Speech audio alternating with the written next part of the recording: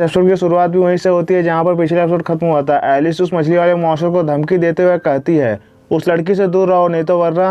Alice की धमकी सुनने के बाद वो मछली वाला मॉन्स्टर एलिस पर हंसते हुए कहता है अगर मैं उस लड़की से दूर नहीं गया तो तुम क्या करोगी? वैसे भी तुम मेरा कुछ भी नहीं बिगाड़ सकती, क्योंकि तुम एक बर्फ की तलवार चलाने वाली कमजोर सी महिला हो और तुम रेक्सम सिटी से आई हो। उस मछली जैसे दिखने वाले आदमी की बातों को सुनने के बाद एलिस को भी शौक लगता है और वो शौक के मारे चिल्लाते हुए कहती है क्या तुम हमारे बारे में जानते हो कि हम कौन हैं? एलिस के सवालों को सुनने के बाद वो फिशमैन एलिस से कहता है मैं पहले एक एडवेंचर था, इसीलिए मैं तुम दोनों से जुड़ी हुई कहानियों को सुना है कि तुम वही बेवकूफ़ लड़की हो जो अपनी अच्छी किस्मत की वजह से किसी तरह एक गोल्ड रैंक एडवेंचर बनने में कामयाब रही। एलिस से इतना कहने के बाद वो मछली वाला मॉन्स्टर मर्लिन की तरफ इशारा करते हुए उससे कहता है और तुम वही बेकार गिगलोय हो जिस पर यह लड़की भरोसा करती है। मॉन्स्टर की बातों को सुनने के बाद मर्लिन भी अपने जगह पर तब खड़ा रह जाता है। बूढ़े आदमी को जैसे पता चलता है कि एलिस एक गोल्ड रैंक एडवेंचर है, वैसे ही वो एलिस को आवाज़ देते हुए कहता है हे सुनो सुनो सुनो, तुम तो एक एडवेंचर हो ना, तो प्लीज़ हमें इससे बचा लो, नहीं तो ये हमें मार डालेगा।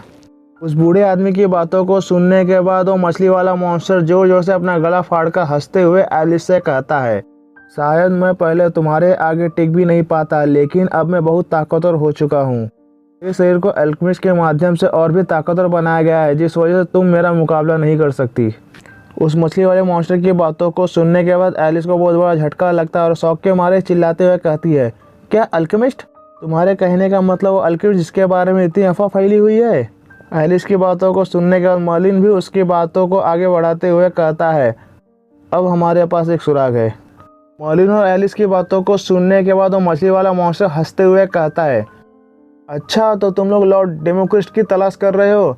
उन तक पहुंचने के लिए पहले तुम लोगों को मुझे हराना पड़ेगा। इतना कहने के बाद वो मछली वाला मॉन्स्टर एलिस को अपनी जिभ दिखाकर अपनी बातों को आगे बढ़ाते हुए उससे कहता है वैसे भी मैं गांव की लड़कियों से थक चुका था, वैसे भी तुम दिखने में बहुत सुंदर हो, तो क्यों ना तुम मेरे खेलने की नई चीज़ बन जाओ। उस मछली वाले मॉन्स्टर की इतनी अश्लील बातों को सुनने के बाद एलिस अजीब चेहरा बनाते हुए कहती है मैं तुमसे नहीं लड़ना चाहती, मर्लिन तुम इसे संभाल लो। एलिस ये बातें बोल ही रही होती हैं कि तभी मर्लिन उसे आवाज़ देते हुए कहता है एलिस सुनो, क्यों ना तुम ही इससे लड़ लो। मर्लिन की बातों को सुनने के बाद एलिस उससे घबराते हुए पूछती है पर मैं इससे क्यों लड़ूं? ऐसे भी तो मैं एक आम गिगलोय हूँ जो हमेशा तुम पर ही निर्भर रहता है, तो क्यों ना तुम ही इससे अकेले लड़ लो। मर्लिन की बातों को सुनने के बाद एलिस उसे चिल्लाते हुए कहती है मर्लिन ये मजाक करने का समय नहीं है, मैं इस गंदे और बेशरम मॉन्स्टर से नहीं लड़ूंगी।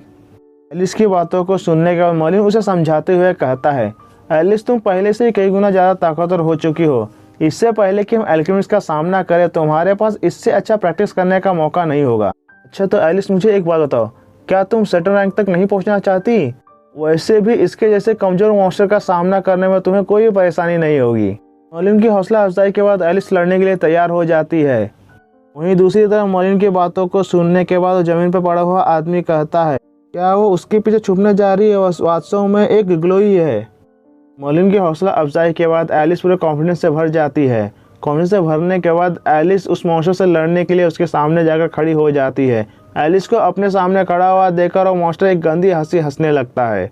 उस मछली जैसे मॉन्स्टर को हंसते हुए देखकर एलिस तुरंत दौड़ते हुए जाती है और अपने तलवार से उसको अटैक कर देती है। इससे पहले कि एलिस का अटैक उस मॉन्स्टर को लग पाता, वो मॉन्स्टर अपने हाथों से ही एलिस की तलवार को रोक देता है। उस मॉन्स्टर को अपने तलवार के अटैक को इतनी आसानी से विफल करते हुए देखकर एलिस कहती है क्या ये मेरे अटैक को इतनी आसानी से कैसे रोक सकता है? एलिस के हैरानी भरे चेहरे को देखकर वो मॉन्स्टर हंसते हुए एलिस से कहता है मेरी चमड़ी मेरे शरीर के आर्मर जैसी है जिसे कोई भी हथियार नहीं भेज सकता। इतना कहते हुए मछली वाला मॉन्स्टर एलिस पर अटैक करते हुए उससे कहता है लॉर्ड डेमोक्रिस्ट ने मुझे एक ड्रैगन के खून से इन्फ्यूज़ किया है, जिस वजह से मुझे कोई भी नहीं हरा सकता। उस मॉन्स्टर को अपने ऊपर अटैक करते हुए देखकर एलिस उसके अटैक को बड़ी आसानी से डॉज कर देती है। उसके अटैक को डॉज करने के बाद एलिस अपने तलवार की मदद से उस मॉन्स्टर की आंखों पर अटैक करने की कोशिश करती है। तो उस मॉन्स्टर को जैसे ही पता चलता है कि एलिस उसकी आंखों पर अटैक करने वाली है, वैसे वो मॉन्स्टर एलिस के तलवार को बीच में ही पकड़ लेता है। तो एलिस की तलवार को अपने हाथों से पकड़कर हंसते हुए कहता है तुम मेरे आंखों पर अटैक करने वाली थी, पर तुम्हें एक बात बताऊं, तुम बहुत स्लो हो। मॉन्स्टर की बातों को इग्नोर करते हुए एलिस एक रहस्यमय स्माइल देते हुए अपने हाथों को उस मॉन्स्टर के सीने पर रखती है और अपने आइस मैजिक का इस्तेमाल करके उस मॉन्स्टर को पूरी तरह से जमा देती है। उस मॉन्स्टर को पूरी तरह जमा हुआ देखकर मर्लिन हंसते हुए एलिस को शाबाशी देकर उससे कहता है, शाबाश एलिस, एक बहुत ही स्मार्ट मूव था। ये दूसरी तरफ एलिस की ताकत को देखने के बाद उस जमीन पर पड़े हुए आदमी के मुंह हैरानी के मारे खुले के खुले रह जाते हैं। उस मॉन्स्टर को बर्फ में जमाने के बाद एलिस उसे एक डेंजर लुक देते हुए कहती है, तो क्या हुआ अगर तुम्हारी त्वचा अवैध है, फिर भी तुम्हारा शरीर अंदर से तो हाड़ मांस से ही तो बना है ना, इस वजह से मैं तुम्हारे शरीर के अंदर के ऑर्गन्स को तो नष्ट कर ही सकती हूँ। एलिस के इतना कहते ही उस मॉन्स्टर के धीरे धीरे टुकड़े होकर गिरने लगते हैं।